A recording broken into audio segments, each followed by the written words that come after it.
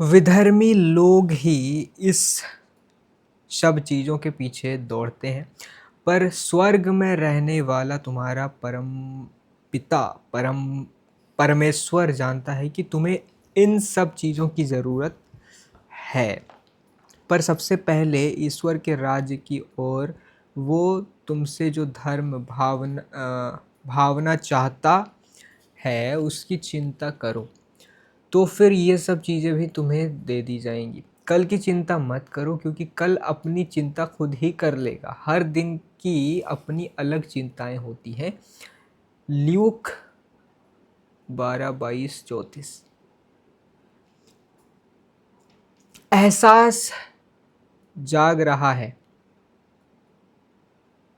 अब आप अत्याचारी बनने के बजाय ध्यान दे रहे हैं। संसार के साथ हेर-फेर करने के बजाय अब आप सच बोल रहे हैं। अब आप अत्याचार के शिकार होने का बजाय हर उलझन सुलझा रहे हैं। अब आपको किसी से ईर्ष्या नहीं करनी पड़ेगी, क्योंकि आप ये जानने के चक्कर में पड़े ही नहीं हैं कि किसी और को आपसे बेहतर क्या मिला है। अब आपको निराश नहीं होना पड़ेगा, क्योंकि अब आप छोटे लक्ष्य बनाना और धीरज रखना सीख गए हैं। आप ये खोज कर रहे हैं कि आप कौन हैं, क्या चाहते हैं और क्या करने को तैयार हैं। अब आपको समझ में आ रहा है कि आपकी विशेष समस्याओं का समाधान आपको व्यक्तिगत रूप से विधिपूर्वक ही मिलना चाहिए। अब आपको इस बात की ज़्यादा फ़िक्र नहीं है कि अन्य लोग क्या कर रहे हैं, क्योंकि आपके खुद के पास करने को काफ़ी कुछ है। अपने दिन भर की गतिविधियों में सहजता से शामिल हों, पर हमेशा सर्वश्रेष्ठ का लक्ष्य रखें। अब आप स्वर्ग के रास्ते पर हैं, जो आपको आशावादी बनाता है। जिस व्यक्ति की नाव बीच मझधार में डूबने वाली होती है, वो भी खुश हो सकता है। बस उसे अपनी जान बचाने के लिए एक जीवन रक्षक नाव मिलने की देर है, और कौन जानता है कि वो भविष्य में किस ओर जाएगा। फल सफलतापूर्वक अपने मंजिल तक पहुंचने से बेहतर शायद ये होगा कि मंजिल का सफ़र खुशनुमा हो। अपनी ओर से मांगे तो आपको ज़रूर मिलेगा। आप अपनी ओर से दस्तक दें तो दरवाज़ा भी खुलेगा। जब आप अपनी ओर से इस तरह मांगेंगे, मानो आप सचमुच पाना चाहते हैं, और जब आप दरवाजे पर इस तरह दस्तक देंगे, मानो आप सचमुच उसके अंदर जाना चाहते हैं, तो संभव है कि आपको अपने जीवन को थोड़ा या बहुत या पूरी तरह बेहतर बनाने का मौका मिल जाएगा। और इस सुधार से अस्तित्व की भी थोड़ी प्रगति ज़रूर होगी। अपनी तुलना अपने पिछले कल से करें, ना कि दूसरों से। वाओ! क्या ब्यूटीफुल बात है। बस चैप्टर ख़त्म। वाओ! चलो नेक्स्ट चैप्टर। अपने बच्चों को ऐसा कुछ ना करने दें जिससे आप उन्हें नापसंद करने लगें। ओके। असल में सब ठीक नहीं है। हाल ही में मैंने 3 साल के एक बच्चे को एक भीड़ भाड़ वाले एयरपोर्ट पर अपने माता पिता के पीछे पीछे चलते देखा। वो हर 5 सेकंड में हिंसक ढंग से चीख रहा था, और इससे भी ज़्यादा महत्वपूर्ण बात यह है कि वो बिना किसी के उकसाए खुद ही ऐसा कर रहा था। ऐसा नहीं था कि वो सचमुच किसी बात से दुखी या परेशान होने के कारण ऐसा कर रहा था। मैं खुद एक पिता हूँ, और उसकी हरकतों को देखते ही मुझे समझ में आ गया है कि वो ये सब जानबूझकर कर रहा था, और अपने माता-पिता वो एयरपोर्ट पर मौजूद सैकड़ों अन्य लोगों का ध्यान खींचने के लिए और उन्हें खिंचाने की कोशिश कर रहा था। शायद उसे कुछ चाहिए था, पर किसी चीज़ को पाने का ये कोई उचित तरीका नहीं है, और बेहतर होगा अगर उसके माता-पिता उसे इस बात का एहसास करवा देते। शायद आप कहेंगे कि हो सकता है कि वे लोग लंबे सफ़र के बाद थक गए हों और जेट लैग से जूझ रहे हों, पर अगर इस समस्या का समाधान करने के लिए गंभीरता से 30 सेकंड का समय भी दिया गया होता, तो इस शर्मनाक घटना को रोका जा सकता था। अगर उसके माता-पिता थोड़े और चिंता विचारशील स्वभाव के होते, तो वे अपने बच्चे को जिससे वे बेहद प्रेम करते हैं, एयरपोर्ट में मौजूद भीड़ की घृणा का पात्र नहीं बनने देते। मैंने एक और जोड़े को देखा जो अपने 2 साल के बच्चों को किसी भी चीज़ के लिए मना नहीं कर पा रहा था या करना नहीं चाहता था। वो बच्चा बार-बार इधर-उधर भाग रहा था और उसके माता-पिता उसे रोकने के लिए उसके पीछे-पीछे भाग रहे थे। उस बच्चे का व्यवहार इतना ख़राब था कि उसने अपने माता-पिता की मज़ेदार यात्रा को तकलीफ़देह बनाने में कोई कसर नहीं छोड़ी थी। वो इतना बदमाश बच्चा था कि उस पर हर पल नज़र रखना ज़रूरी था, क्योंकि अगर उसे 1 मिनट की भी छूट मिल जाती, तो वो निश्चित ही कुछ न कुछ ऐसा कर डालता, जो उसे और दूसरों को खतरे में डाल देता। उसके माता-पिता उसे किसी भी चीज़ के लिए रोकने की अपनी इच्छा के गुलाम थे। इसका विपरीत असर स्पष्ट था। वे उसे किसी भी कार्यक्रम में शामिल होने के हर अवसर में वंचित कर रहे थे, क्योंकि उनमें इतना साहस नहीं था कि वह अपने बच्चे को ना कहने का अर्थ सिखा सके। इसलिए उस बच्चे को इस बात का कोई अंदाज़ा ही नहीं था कि अपनी सीमा में रहना उसकी ज़िम्मेदारी है। ये अधिकतम अव्यवस्था द्वारा पैदा की गई अधिकतम व्यवस्था और अनिवार्य परिवर्तन का उत्कृष्ट उदाहरण था। मैंने ऐसे कई माता-पिता को देखा है जो किसी डिनर पार्टी के दौरान अपने हम उम्र लोगों के साथ चैन से बैठकर बातचीत तक नहीं कर पाते, क्योंकि उनके 4-5 साल के बच्चे अपनी हरकतों से उस माहौल पर हावी रहते हैं। वे डिनर टेबल पर रखी ब्रेड के बीच के मुलायम हिस्से को खा जाते हैं और ब्रेड के किनारे का सख्त हिस्सा वहीं छोड़ देते हैं।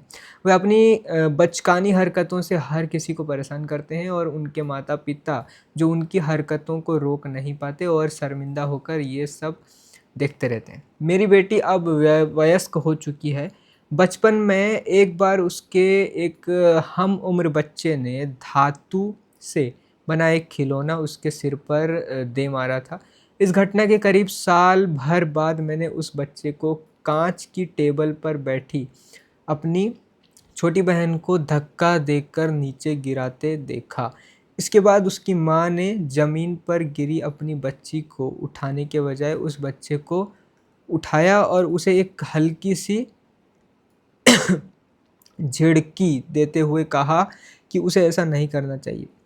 ऐसा करते समय उसकी माँ बड़े आराम से उसका सर थपथपा रही थी, जो स्पष्ट रूप से इस बात का संकेत था कि वो एक तरह से गलती करने वाले अपने बच्चे का समर्थन कर रही है। इस तरह की परवरिश देखकर वो दरअसल अपने बच्चे को किसी राजा की तरह बड़ा कर रही थी। दरअसल अपने बच्चों के मामले में अधिकतर माँओं का अधोसित लक्ष्य यही होता है। इसमें वे माएँ भी शामिल हैं जो खुद को लैंगिक समानता, जेंडर इक्वलिटी का वकील मानती हैं।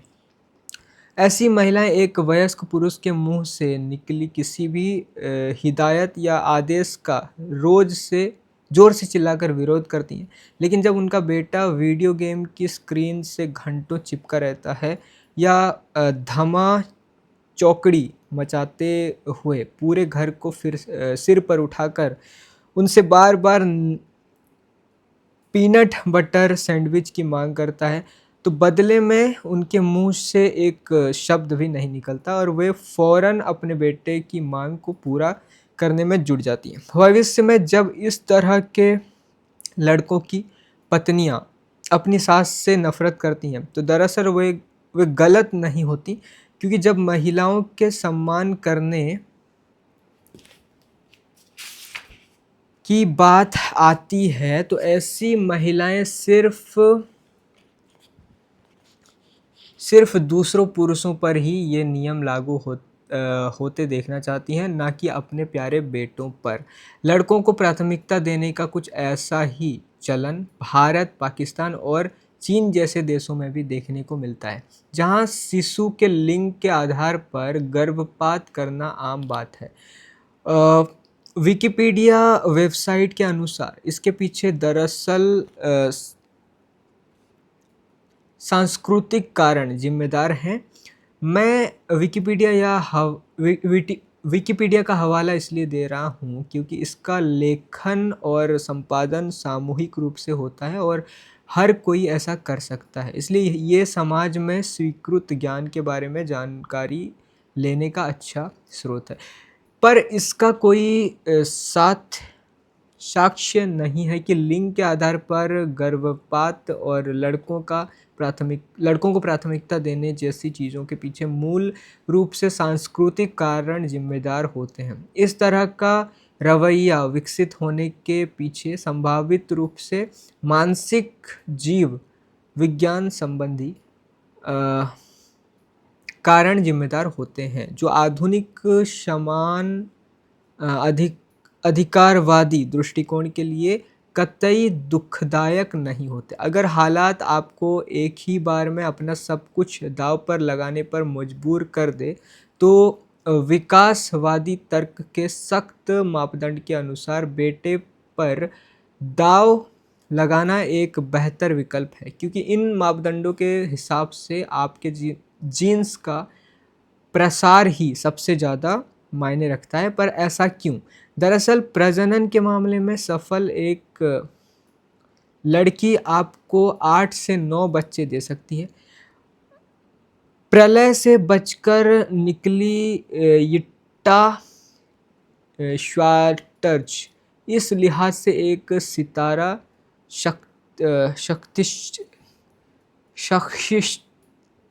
शख्सियत थी।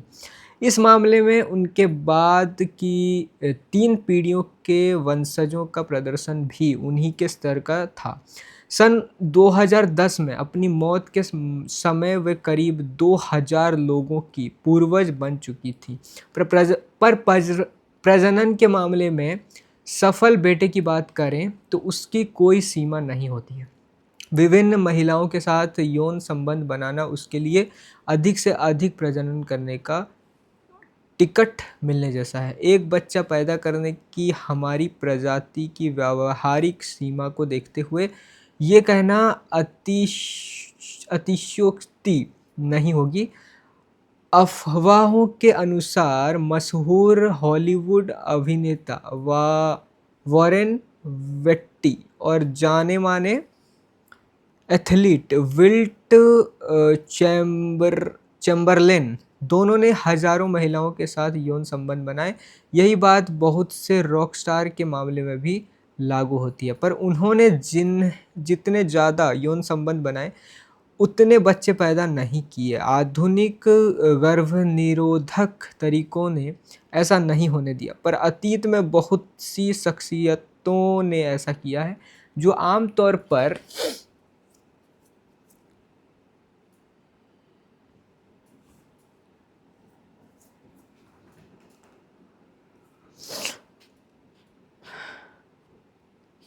सेलिब्रिटी थे। उदाहरण के लिए चीन के आखिरी राजवंश चिंग का पूर्वज ग्योचांग लगभग सन 1550 उत्तर पूर्वी चीन के 15 लाख लोगों का पुरुष पूर्वज है। मध्ययुगीन युवाई नील वंश ने 30 लाख से अधिक पुरुष वंशजों को पैदा किया, जो उत्तर पश्चिमी आयरलैंड में और विस्थापन के चलते अमेरिका में बसे हुए हैं। और इन सबसे आगे हैं चंगेज खान, जिसने अपने ज़माने में करीब करीब पूरे एशिया को जीत लिया था। आज 34 पीढ़ियों के बाद वो मध्य एशिया के 1 करोड़ 60 लाख पुरुषों का, यानी वहाँ के करीब 8% पुरुषों का पूर्वज है। अगर एक गहन जैविक दृष्टिकोण से देखें तो इससे माता पिता द्वारा बेटों को प्राथमिकता देने और कन्या भ्रूण को ख़त्म करने का कारण स्पष्ट हो जाते हैं। हालांकि मैं ये दावा नहीं कर रहा हूँ कि इसके पीछे सिर्फ यही एक कारण जिम्मेदार है। और कोई सांस्कृतिक कारण है ही नहीं। ओवर।